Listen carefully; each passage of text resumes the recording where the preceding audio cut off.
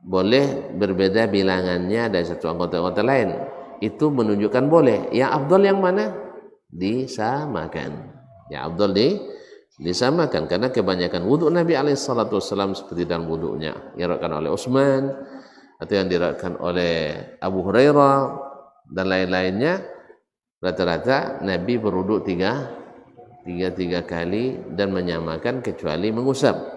Karena mengusap itu karena maksudnya mengusap bukan membasuh. Kalau sampai 3 kali ya itulah basah abu dan sudah contoh mandi junub sudah ditulis. Kalau 3 kali diusap kan basah abu deh.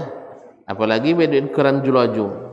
Apa betul lah kan, walaupun di ujung palo baik tapi ponu palo jadi deh. Jadi kaum muslimin dan muslimat dirahmati Allah Subhanahu wa taala, hakaza raaitu Nabiy sallallahu alaihi wasallam, seperti inilah saya melihat Nabi sallallahu alaihi wasallam berwudu. Ma'asyiral kiram dirahmati Allah Subhanahu wa taala, masih ada satu hadis lagi. Baik, kita lanjut aja lah, selesaikan bab ini. Qala haddatsana Musaddad, karena yang hadis tadi kan sudah sering dibahas kan. Jadi qala haddatsana Musaddad, telah menceritakan kepada kami Musaddad, yaitu Musaddad ibn Musarhad ibn Musarbal ibn Mustawrid al-Basri. Yang pertama menulis kitab Al-Musnad di Basrah. Taib, qala haddatsana Hammad, telah menceritakan kepada kami hadis ini Hammad, itu Hammad ibn Zaid ibn Dirham al-Basri, an Thabit, dari Thabit, jadi Thabit ibn Aslam al-Bunani, Thabit ibn Aslam al-Bunani al-Basri, an Anas, dari Anas ibn Malik ibn Nadhr al-Ansari al-Khazraji, adalah sahabat kecil Nabi sallallahu alaihi wasallam. Nabi hijrah ke Madinah, umurnya baru 10 tahun dan diantarkan oleh ibunya Ummu Sulaim untuk menjadi pembantu Rasulullah sallallahu alaihi wasallam sampai Nabi wafat. Sampai Nabi wafat, dan didoakan oleh Nabi alaihi salatu wasallam banyak anak, barakah rezeki, sehingga ketika beliau masih hidup anak-anaknya sudah di atas 100 orang dia lihat. Tapi umurnya ketika meninggal hanya 103 tahun atau 103 tahun umurnya. Subhanallah, kalau barakah itu tidak ada yang resource-nya. Kemarin saya baca ada berita dari Nigeria, seorang bapak-bapak dai juga, dia guru Al-Quran, anaknya hanya 95 orang. Tak cucu kan cucu anaknya. Beliau sudah berumur 92 tahun. Berarti setiap tahun sejak lahir mana? Lebih cik setahunnya, Masya Allah. Cuman bini ampek ya. Jadi ampek terlebih. Ya, pokoknya istrinya poligami. Pokoknya ampek. Mungkin ada yang meninggal bini, nikah lagi kan. Dan jadi anaknya 95 orang. Tak terbalik mungkin ada. Umur 95, anak 92. Nah, iya, terbalik mungkin.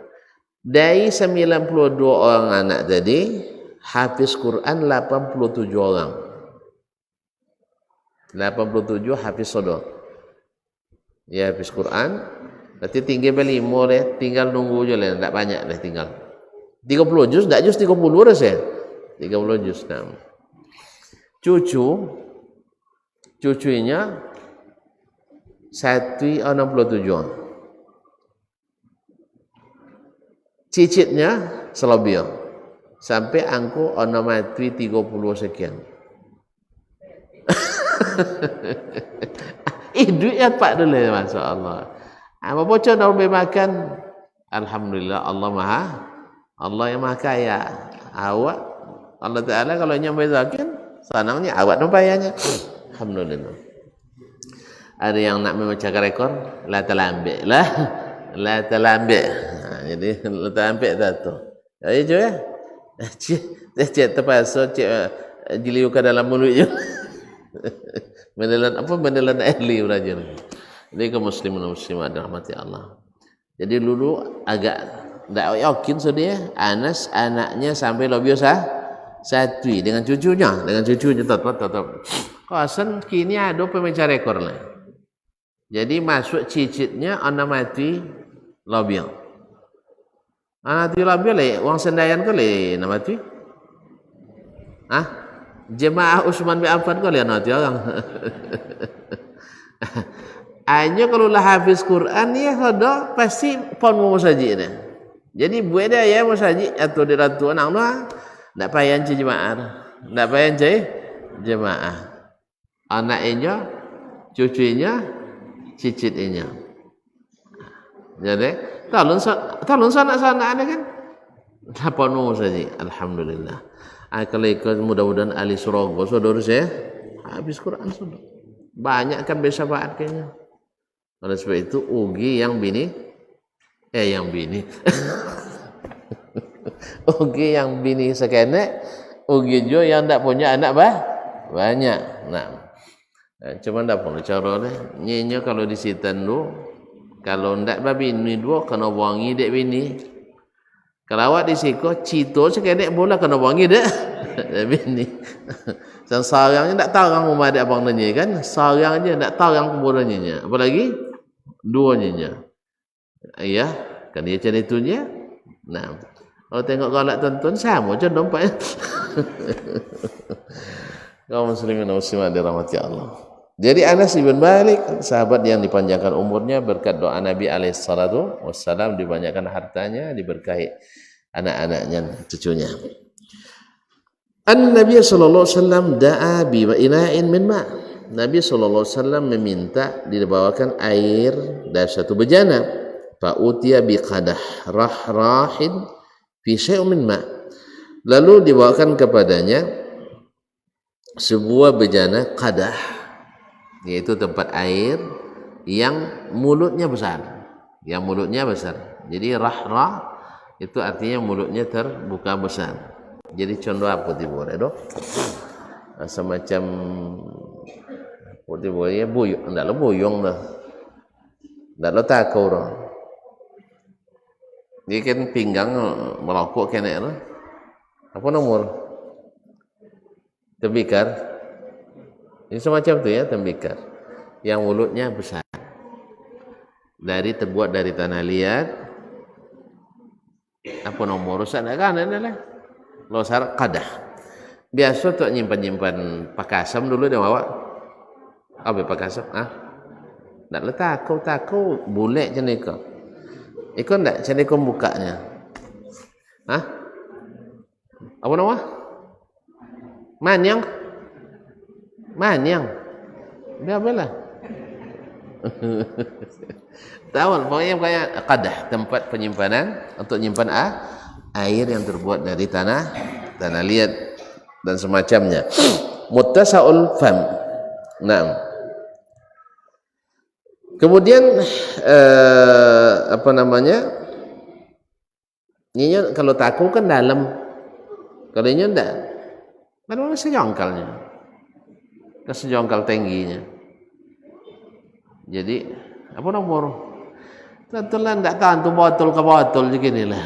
Tidak ada libuli kan, tidak ada balang. Baik, masuk ke dalam rahmati Allah. Baik. Kemudian mimma fawada asabi'ahu fi. Lalu Nabi sallallahu alaihi wasallam meletakkan jari jemarinya ke dalam air itu. Qala Anas, lalu Anas berkata, faja'altu anzuru ilal ma'. Lalu saya melihat air yambu min baini asabi'ihi. Air mengalir dari jemari-jemari Rasulullah SAW. Salah satu mukjizat Nabi SAW. Terjadi sebuah peperangan, air kurang, maka Nabi SAW minta satu air, lalu beliau masukkan jemarinya, dari situlah air memancar. Ini juga babnya sama tadi, wudu dari taur, dari tempat air yang semisalnya. Taib, qala Anas fahazartu man tawadda'a ma baina 70 ila 80. Lalu saya perkirakan orang berwudu antara 70 sampai 80 orang. Kalau budak asalnya kan kalau pakai qadah itu wuduk paling untuk bati gorangnya, tapi karena mukjizat Nabi SAW maka bisa berwuduk untuk 70 sampai 80. Ini syak dari Anas, tapi riwayat yang lain tanpa syak yaitu lebih dari 80 orang. Lebih dari 80 orang. Nah, hadis ini disebutkan pula oleh al-muallif untuk menunjukkan, oleh Imam Al-Bukhari menunjukkan boleh memakai atau berwuduk dari bejana yang seperti itu, qadah. Karena ada yang terbuat dari ada yang terbuat dari kayu tadi ya, ada yang terbuat dari kuningan, ada yang terbuat dari batu. Semuanya boleh diberwuduk daripadanya. Artinya bejana apapun. Berarti kalau begitu bejana plastik boleh? Boleh. Dan kalau terbuat dari daun, misalnya ada upiah, boleh berwuduk? Lain. Yang penting bersih, sehat, maka boleh berwuduk dari bahan apapun tempat penyimpanan air tadi. Ya mungkin awak kan agu dah. Ustaz, ayu upio tu bau upio Ustaz, bau pinang ni kan? Boleh berwuduk? Boleh. Kalau berwuduk dari tembikar tadi, tapi bau tanah liat. Ya kan? Bau keramik, maka kita boleh nak berwuduk? Boleh. Berwuduk dari kayu. Kayu apa lah? Misalnya kayu daun-daun. Kan daun dah. Ya dah. Babaun lah. Boleh tak berwuduk dari situ, maka supaya menghilangkan keraguan itu, maka disebutkanlah hadis ini oleh Imam Al-Bukhari rahimahullah bahwa bentuk-bentuk atau macam-macam bejana yang dipakai untuk berwuduk. Baik wuduk di dalamnya atau wuduk darinya, tidak berpengaruh bahannya dari apapun. Dari kayu, walaupun ada tercium bau kayu, dan bau kayu, maka tidak masalah. Kecuali kalau warna kayu tu si ayu dah, artinya tak lah. Bau bayu kan, ayu apa nama boleh? Ayu kayu, kan itu, atau ayu lumpuh. Tak ayu apa namanya?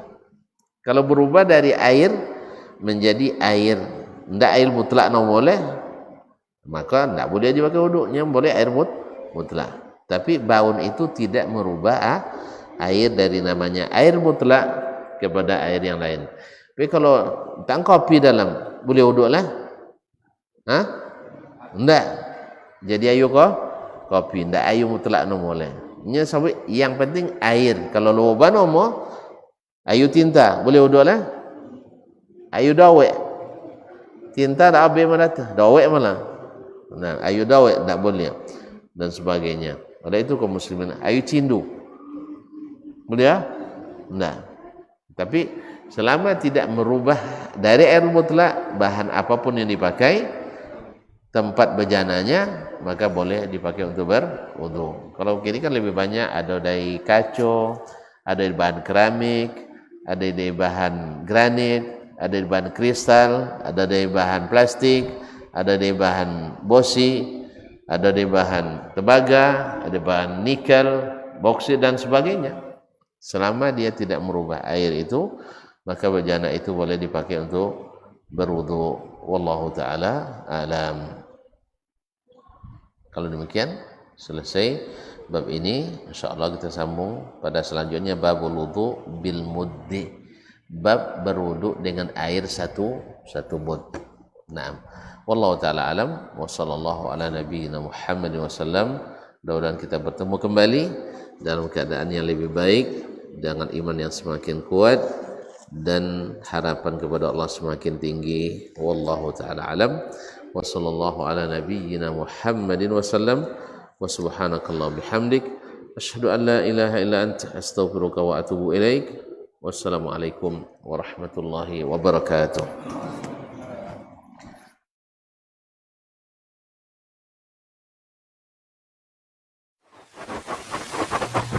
Barometer amal kita saleh tak salehnya di salat kita. Bila salat kita ikhlas dan sesuai dengan sunnah Nabi SAW, maka insyaAllah amalan yang lain mengikuti. Ini aktivitas ini membantu saya di akhirat atau akan menyulitkan saya di akhirat? Kalau seandainya perbuatan itu ternyata akan menyulitkan kita di akhirat kelak, tinggalkan perbuatan itu. Anta ni'mal jund. kamu adalah sebaik-baik prajurit. Coba lihat. Kamu adalah sebaik-baik prajurit. Maka tujuannya adalah menghancurkan kehidupan rumah tangga.